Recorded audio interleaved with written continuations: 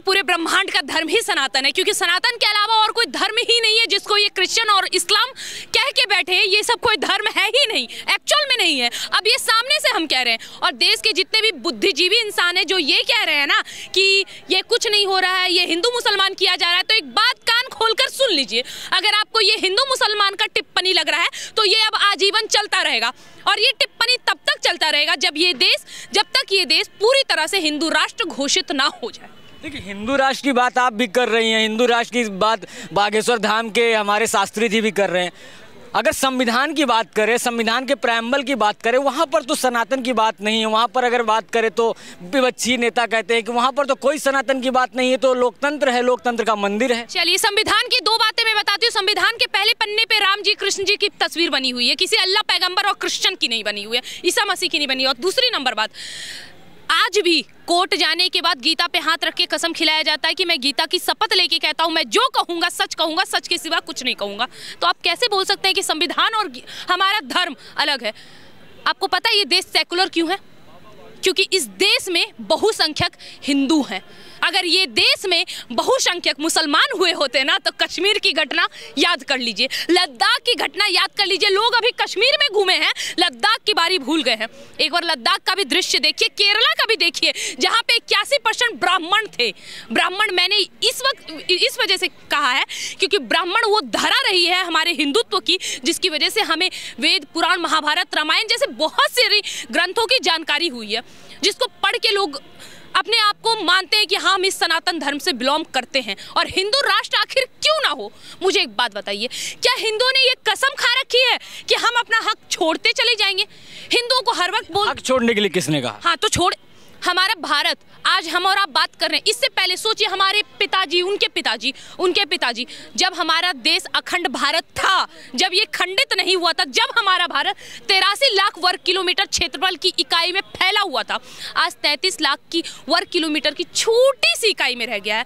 अंदाजा लगाइए, अगर हम हिंदुओं ने नहीं छोड़ा तो आखिर किसने क्या किया? खुद अंदाजा लगाइए। हम लोगों ने अरे कोई बात नहीं, जाने दो। खुशबू जी, एक बात ये बताइए, किसी को जबरदस्ती सनातन की ओर तो नहीं लाया जा सकता ना? बात कहने वाली ठीक है, राजनीतिक बयान तो अपनी जगह है, लेकिन किसी को जबरदस्ती थोड़ी आप सनातन की ओर ट्रांसफर कर सकती हैं। एक सनातन धर्म की यही खूबसूरती है कि सनातन धर्म में किसी के साथ कोई जोर जबरदस्ती नहीं होती है, अपने मन में ही आते हैं। अभी एक बहुत अच्छा किस्सा चल रहा है, एक लड़के का नाम है जावेद, जो कि मुसलमान था, और अभी वो कृष्ण जी से प्रभावित होकर उसने सनातन धर्म को अपनाया। क्या उसके साथ कोई जोर जबरदस्ती हुई है? या बागेश्वर धाम में जितने भी अभी तक धर्म परिवर्तन करवाए गए हैं, क्या उनके साथ जबरदस्ती नहीं तुम करो वरना तुम मार दिए जाओगे? जो कश्मीर में आगाज लगा था, क्या वो आगाज हमारे आर्यवर्त में लग रहा है? क्या इस हिंदू राष्ट्र में वो आगाज हो रहा है कि या तो तुम सनातन धर्म अपनाओ या फिर मारे जाओ? आगाज लग रहा है? नहीं लग रहा है। तो जबरदस्ती की बात ही नहीं है। जो अपने धर्म वापसी करना चाहते पठानों और मुगलों की पैदाइशों को छोड़ के, जो हमारे देश के मुसलमान अपनी धर्म को याद करके दोबारा धर्म और घर वापसी करना चाहते हैं, हाथ जोड़ के उनका स्वागत है, आप जरूर आए, लेकिन किसी के साथ जोर जबरदस्ती नहीं हो रही है। अभी योगी जी ने का एक बयान और इसमें ऐड ऑन कर देता हूँ। उन्होंने कहा कि जितने भी पुराने मंदिर हैं उनको रिस्टोर करना चाहिए, गौ माता की पूजा करनी चाहिए सबको। तो इतने सारे मंदिर हैं, करीब 33,000 मंदिरों की बात की जाती है, तो कैसे रिस्टोर हो सकता है? असंभव वाली बातें कर रही हैं। असंभव? भारत के लिए कोई भी कार्य असंभव कभी रहा है क्या? अभी ये क्या ताजमहल है ना, ताजमहल किसकी प्यार की निशानी? 14 बीबी, 97 अनगिनत कुछ बच्चे थे, ठीक है। उसके बाद उनकी बीबी, जिनके नाम पे मुमताज के नाम पे वो ताजमहल बन गया, बीबी मरती है, इतना प्यार करते थे कि मरने के बाद उनकी बहन से शादी कर लिया, ठीक है, और उसको देश ने प्यार की निशानी दे रखा है। और राम सेतु को काल्पनिक कहते हैं। मध्य प्रदेश में भुज मंदिर, उसके पैर के बराबर, उनके चरण के बराबर नहीं है ये ताजमहल। हमारे देश में ऐसी रहस्यमयी मंदिरें रही हैं जिनको तोड़ने का काम ये मुगलई नहीं किया है। अंग्रेजों ने तो फिर भी क्या कोशिश की कि लूट लेंगे, सामान लूट लिया यहाँ से। हमारे नटराज की मूर्ति, हमारे सरस्वती माँ की मूर्ति अभी भी विदेशों में रखी हुई है, स्टोर की गई है वहाँ पे, जो लोग म्यूजियम में जाके देखा करते हैं। लेकिन मुगलई ने क्या किया है? हमारे देश की सभी संस्कृति, सभी धरोहर को तोड़ा है। अगर ये धरोहर नहीं टूटता तो आज हम अपने ग्रंथों से अपरिचित नहीं होते। अगर आपको यकीन नहीं है, नालंदा विश्वविद्यालय का वो त्रासदी याद करिए, जिसे ध्वस्त कर दिया गया। अगर आज वो जीवित होता तो हम और आप इस तरह हिंदू मुसलमान में बात नहीं कर रहे होते, केवल और केवल हिंदुत्व की बात हो रही होती। कांग्रेस के नेता हैं, कहते हैं कि सनातन लाने का मतलब है संविधान में परिवर्तन, लोकतंत्र में परिवर्तन। क्या लग रहा है कि परिवर्तन हो जाएगा, हिंदुत्व अगर आ जाएगा तो संविधान बदल जाएगा? संविधान पढ़ा कितना इन्होंने? अब मैं एक बात बता दूं, डॉक्टर भीमराव अंबेडकर जिनको संविधान का सब कुछ माना जाता है, उन्होंने अपने सबसे पहले उनका पहला बयान सुन लीजिए। उनका बयान था कि मैं हिंदुस्तान और पाकिस्तान के बंटवारे का समर्थन तभी करूंगा जब सभी के सभी मुस्लिम पाकिस्तान चले जाए। ऐसा हुआ? नहीं हुआ। चलो, कांग्रेस और भी एक आदमी को मानती है, बापू, हमारे बापू गांधी जी। गांधी जी ने ये भी कहा था गौ हत्या बंद करो। हुई क्या बंद? कांग्रेस ने किया बंद? क्यों मानते हो फिर गांधी जी को? गांधी जी को भी नकार दो ना। कांग्रेस ने हर वक्त वही काम किया जिससे जो फायदा मिले उसको अपना लो और बाकी सबको जाने दो। और कांग्रेस को इतना वैल्यू ही क्यों दे रहे हैं सर? उनका कोई वजूद रहा क्या? नेशनल पार्टी है, देश को आजाद करवाने वाली पार्टी। तो गांधी जी की बात मानो ना। वो कहते हैं यार गांधी जी की बात नहीं मान रहे, गांधी जी की विचारधारा को त्रास किया जा रहा है। गांधी जी के कितने आदर्श को ये फॉलो करते हैं और कितने लोगों ने संविधान पढ़ा होगा? चलिए ठीक है, अभी तो बिहार के शिक्षा मंत्री, माफ करिएगा मैंने शिक्षा मंत्री बोल दिया, ये पाप होगा, क्योंकि अगर शिक्षा मंत्री ऐसे होंगे तो न जाने हमारे बच्चों पे क्या असर पड़ेगा। जिन्होंने कभी रामचरितमानस का पन्ना भी उठा के नहीं पढ़ा होगा, उन्होंने शूद्र और ब्राह्मण का परिभाषा दे दिया। रट्टू तोता की तरह अधम जात में विद्या पाए, भयो यथा अहि दूध पिलायो। उन्होंने ये कह तो दिया, अर्थ भी समझा दिया, लेकिन उनको ये नहीं पता था कि जो शूद्र का बात वैदिक काल में हुआ और जो शूद्र अभी हमारे देश में मौजूद है, उनका आपस में कोई कनेक्शन नहीं है। उनको ये पता है? नहीं पता। चलिए ठीक है, आप तो खैर भगवान को तो मानते ही नहीं है, डॉक्टर भीमराव अंबेडकर को मानते हैं ना। उन्होंने भी इंक्लूड किया है अपने स्वयं की किताब में अंबेडकर। आप चाहें तो उसको पढ़ें और उसमें ये सर्च करें कि कहाँ पे शूद्र के बारे में दिया है। डॉक्टर भीमराव अंबेडकर ने भी पूर्ण रूप से ये कह दिया है कि जिस शूद्र का बात वैदिक काल में हुआ और जो शूद्र हमारे देश में, वो एक नहीं है। सर, इन लोगों को कोई किसी से मतलब नहीं है। आज के शूद्रों की बात है, देखिए शूद्र पे ही एक सवाल ऐड ऑन करता हूँ। बहुजन के बहुत से ऐसे नेता हैं जो देखते हैं देवी देवताओं के पोस्टर भी जलाते हैं, मूर्तियां भी खंडित करते हैं, वो तो मानते ही नहीं ना। वो कहते हैं हम बौद्ध को मानने वाले लोग हैं, वो अलग ही जा रहे हैं, वो अलग उनका नैरेटिव माइंड में चल रहा है। वो इसलिए चल रहा है, हमारे बिहार में एक कहावत है, अधजल गगरी छलकत जाए, मतलब जिसको आधा ज्ञान होता है ना, वो छलकते रहता है, छलक के पूरा खत्म हो जाता है। इन लोगों की दिक्कत यही है। ये कहते हैं हमें नीचे क्यों डाला जा रहा है, या हमें बौद्ध बनना है। बौद्ध कौन थे? एक बार बौद्ध का पूरा इतिहास पढ़ लें। आखिर कहाँ से हुआ बौद्ध का जन्म, और आखिर क्यों भारत को हम लोगों ने चीन वालों को बौद्ध दिया ना, और उसके बदले में हमें युद्ध मिला है ना।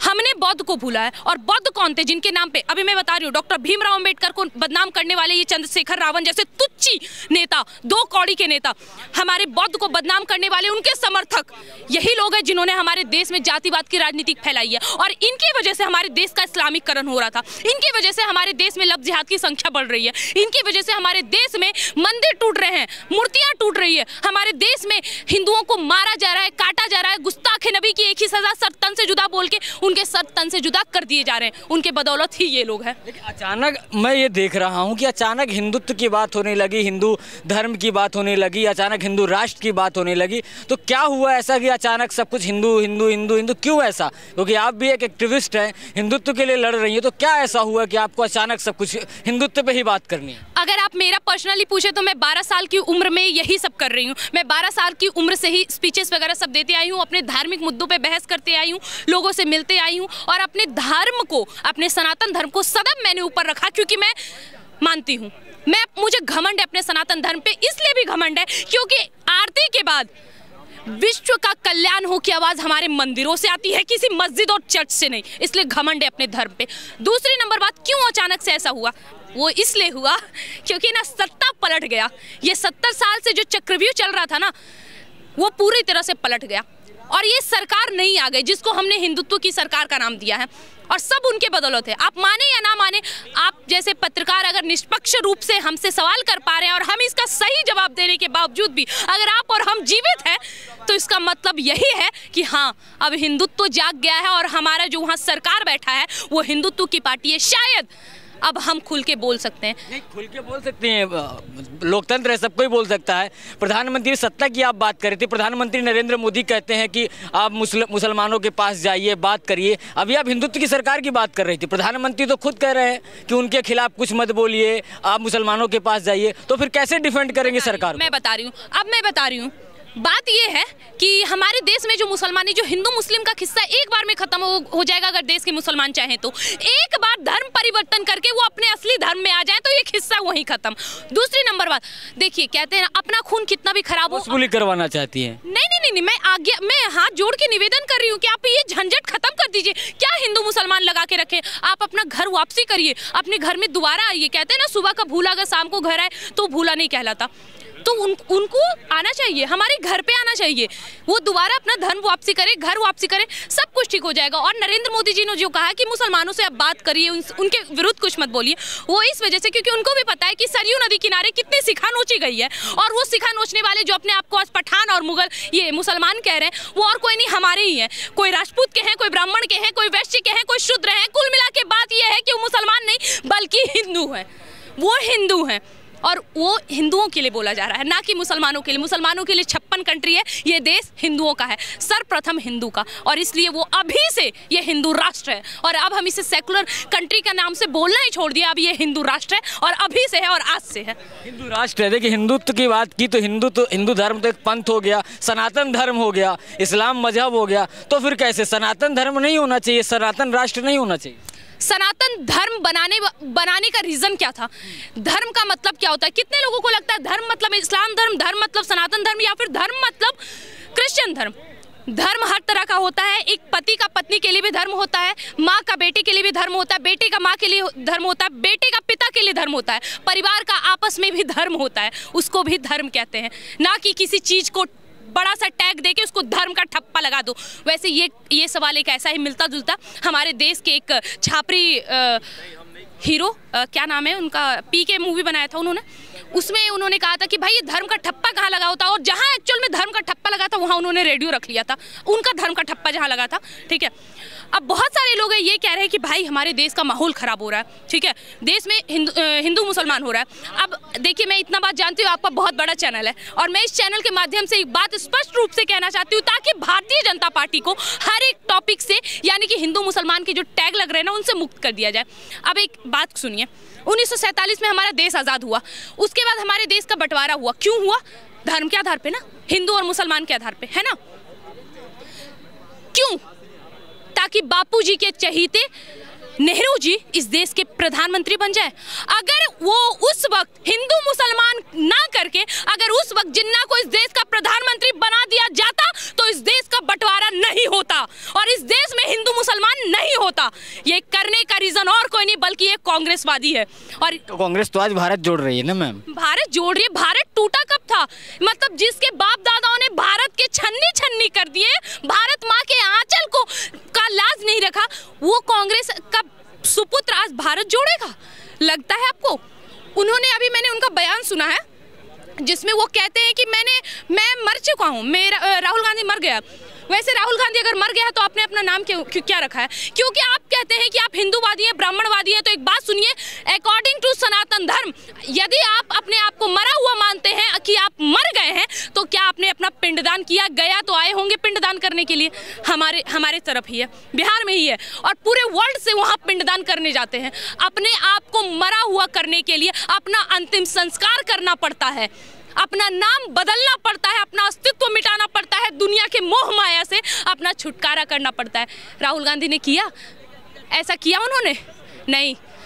भारत अब एक ही इंसान जोड़ सकता है। आप योगी आदित्यनाथ के बयान के साथ है? बिल्कुल साथ है। और मैं एक बात बता दूं, योगी आदित्यनाथ के तो मैं साथ हूँ ही, उनके बयान के साथ तो वो कुछ भी बोले मैं आंख कान बंद करके सब में एग्री करूंगी। मुझे इतना भरोसा है अपने सीएम पे, और मैं तो चाहती हूँ हमारे देश में 29 के 29 राज्य में ऐसे ही सीएम हो और हो भी रहे। और एक बात, जो भारत जोड़ने की आप बात कर रहे हैं ना, जिस दिन इस देश के साधु, जिस दिन इस देश के नागा साधु ऋषि मुनि भगवा रंग का बांध के निकल गए ना अपने रोड पे, उस दिन पता चलेगा असली भारत जोड़ना किसे कहते हैं। जिस दिन ये हमारे साधु संत रोड पे आ गए ना, उस दिन इनको असली औकात पता चलेगी कि एक्चुअल में क्या होता है मरना और क्या होता है जब आपके सामने खुद यमराज खड़ा हो। ये बताएंगे उनको असली मतलब। धन्यवाद।